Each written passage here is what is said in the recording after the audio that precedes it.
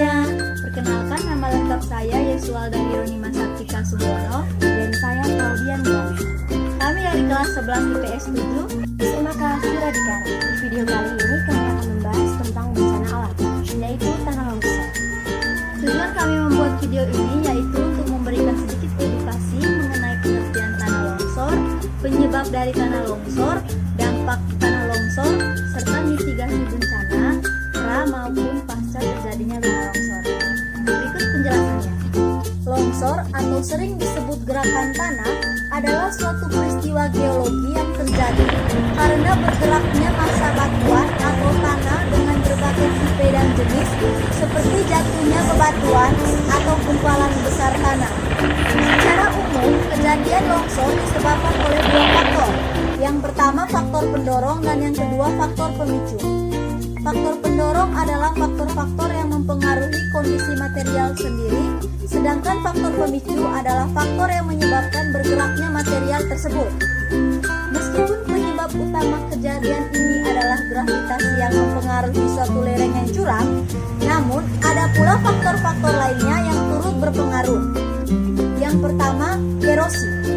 Erosi menyebabkan aliran air permukaan atau air hujan, sungai-sungai atau gelombang laut yang menggerus kaki lereng-lereng sehingga bertambah curam. Yang kedua, lereng dari bebatuan dan tanah diperlemah melalui saturasi yang diakibatkan hujan lebat. Yang ketiga, gempa bumi menyebabkan getaran, tekanan pada partikel-partikel mineral, dan bidang lemah pada massa batuan dan tanah yang mengakibatkan longsornya lereng-lereng tersebut. Yang keempat, gunung berapi. Gunung berapi menciptakan simpanan debu yang lengang, hujan lebat, dan aliran-aliran debu. Yang kelima, getaran dari mesin lalu lintas, penggunaan bahan-bahan peledak, dan bahkan petir. Yang keenam, berat yang terlalu berlebihan, misalnya dari berkumpulnya salju atau hujan. Yang ketujuh, lahan yang sebelumnya terbakar oleh kebakaran hutan. Yang kedelapan, tanah yang telah diubah karena aktivitas manusia seperti deforestasi atau konstruksi. Selanjutnya, saluran di sepanjang sungai atau sungai area manapun yang aliran permukaannya diarahkan atau tanahnya sangat jenuh. Bencana alam merupakan peristiwa yang merugikan.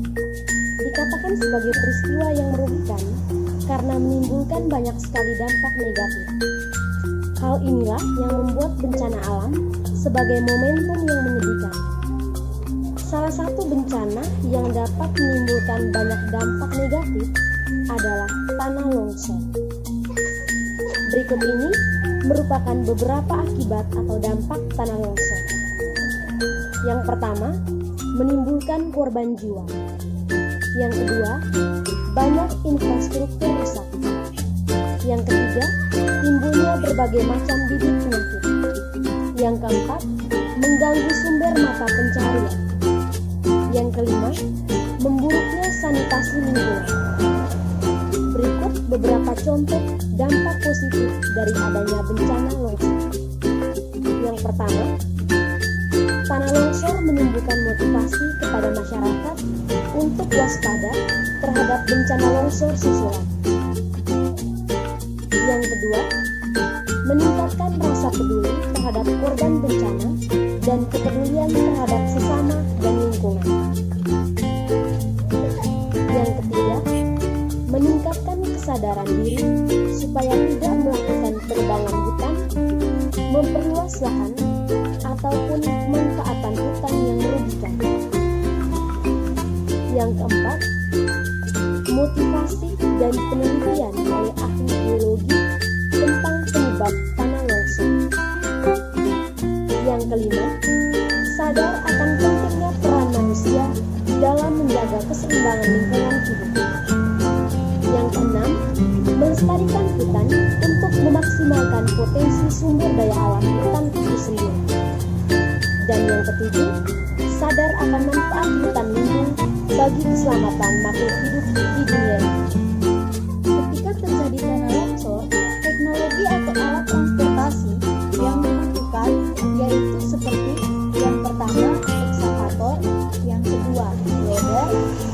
ketiga, dandruk. Dan yang keempat, ambulans apabila terdapat korban jiwa.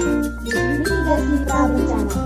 Tanah longsor dapat dicegah apabila kita melakukan beberapa upaya, di antaranya sebagai berikut. Yang pertama, tidak membuat sawah di lereng. Yang kedua, tidak mendirikan bangunan di tebing. Yang ketiga, tidak menebang pohon di lereng. Yang keempat, tidak memotong tebing secara tegak lurus. Yang kelima, tidak mendirikan bangunan di sekitar sungai. Yang keenam, melakukan upaya preventif. Dan yang ketujuh, membuat terase. Yang kedelapan, melakukan penyuluhan kepada masyarakat. Mitigasi pasca bencana. Apabila terjadi tanah longsor, upaya yang dapat dilakukan seperti: yang pertama, menggerakkan tim penyelamat jika ada yang masih tertimbun longsor. Yang kedua, menyediakan pengungsian yang memadai. Yang ketiga, menyediakan stok air bersih.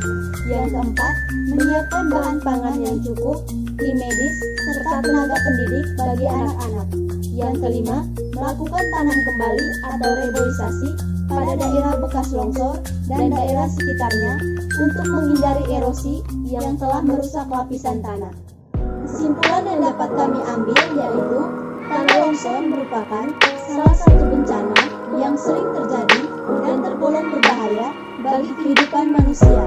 Oleh karena itu, mari kita bersama untuk lebih memiliki kesadaran dan dengan sigap dalam melakukan upaya pencegahan bencana agar tanah longsor tidak menimpa kita, lingkungan hidup pun dapat terlestarikan.